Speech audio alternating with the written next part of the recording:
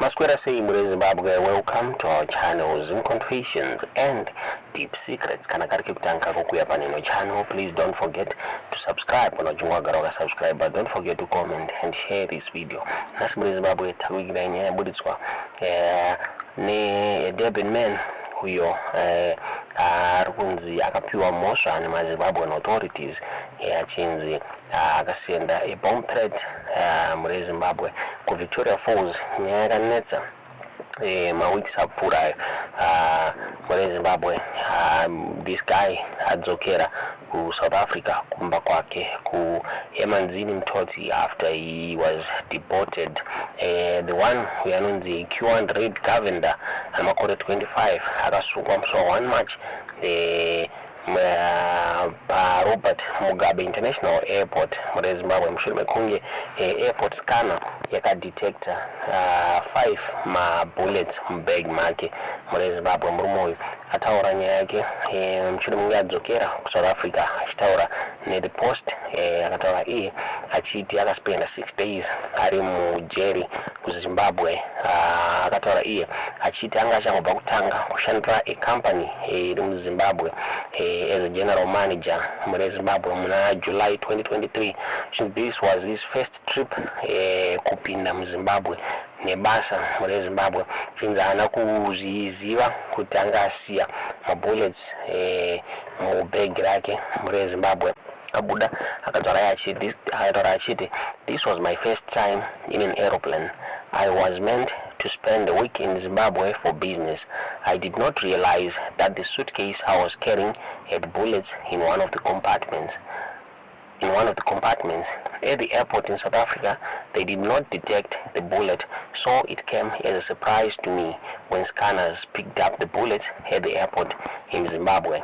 At the time of my arrest, I complied with officials and explained that it was a mistake on my part. I knew I had to face the consequences. I was taken to a holding cell. Those are Buddha. Those are Taura. Achiti akaspenda the first night at my holding cells muri Zimbabwe. Asati make his first appearance so too much the Harare Magistrates Court apo paaka pleaded guilty of being in unlawful possession of ammunition muri Zimbabwe.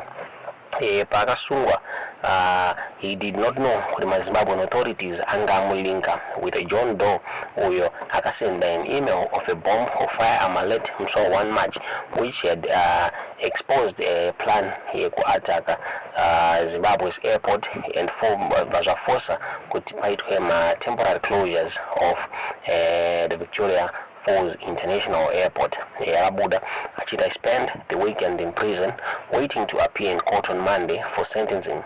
During this time, I was visited by a few people who told me that I was being linked to sending a bomb threat.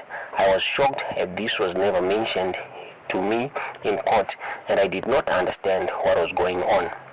Paaka zo appear in court for the second time. Akabuda achitaura akataura necourt akataura he had made a mistake muri Zimbabwe. Zvinova zvakaita kuti azopiwa abhadhaswe fine ye$300 or aizofanira kuspenda 4 months ari muprison. Akabuda achiti on Monday evening I was told that I could pay a fine of $300 or spend 4 months in prison. I paid the fine but was still kept imprisoned until Wednesday 6 March. I felt trapped and concerned as I had still not been told by the courts or police about the bomb threat case. I was just told that the story was circulating on social media. Akabuda achitaura achitakaramba ari mujeri kusvika azo deportwa muri Zimbabwe.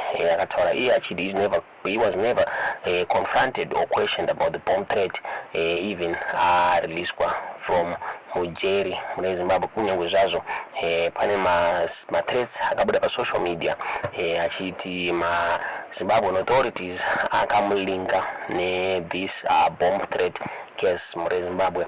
The false information delayed my departure. The fact that I had to be deported will affect my life. I assume that it was a case of the government not doing their work and proper investigations.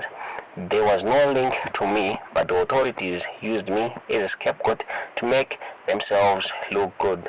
I was a foreigner in their country, and it was easy to blame me without charging me or conducting thorough investigations.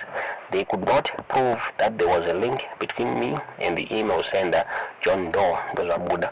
Chema this governor muri Zimbabwe akataura iye akati he was not ready for my social media storm akakonzeresa kuti alingwe nekuti ndiye akasenda a message bomb threat muri Zimbabwe. So the four stories have affected my job, have affected my life, job reputation, but it also exposed the legal system and how they can get things wrong. I'm traumatized. Conditions in the prison were inhuman, with no water or sanitation. I'm an amputee, so the circumstances of my stay in prison was worse due to my physical challenges. I thank my family and friends for supporting me during this time. Zvataurwa Zvataurwa ni murume uyu South African president wamurikuona ari apo anonzi Q and Read Governor aitaura iye achiti akapomerwa mhosva inga isiri yake nekuti he is the one akasenda an email achithreatena a bomb attack muri Zimbabwe. This email yakatumirwa FastJet muri Zimbabwe. Ndofunga takambokupai pane video ndakakupai this email yakasendwa FastJet pachinzi there was going to be an attack pa Victoria Falls Airport muri Zimbabwe. Zvakakonzeresa kuti President Emerson Mnangagwa vanga vane conference yaifanira kupresida over yaifanira kuatenda vamiswe flight yavo ikadzokera kuHarare muri Zimbabwe. Mamwe flights were being diverted achiendeswa kunolenda kuZambia muri Zimbabwe. Tinaziva kuti munoona sei nyaya yabuditswa the one we are accused kuva John Doe. Does that mean kuti apasati pabatwa munhu akasenda this email aisati yazikanwa yakabva kupi muri Zimbabwe, uyezve what might be happening muri Zimbabwe? Ndofunga mapapers mazhinji akabuda achitora achilinga Chris Mutsvanga zvakare naJohn Doe uyu muri Zimbabwe. Chinzi Chris Mutsvanga was behind all this, asi hapana proof yakabuda pamusoro penyaya iyi. Tisingazivi kuti munoona sei muri Zimbabwe. Tiudze zvamurifunga pamusoro penyaya iyi in comment section. Kutaura kwatiri kuita this John Doe ati abatwa here, the person akasenda this email ati abatwa here kana kuti tiudze zvamurifunga pamusoro penyaya iyi mu comment section.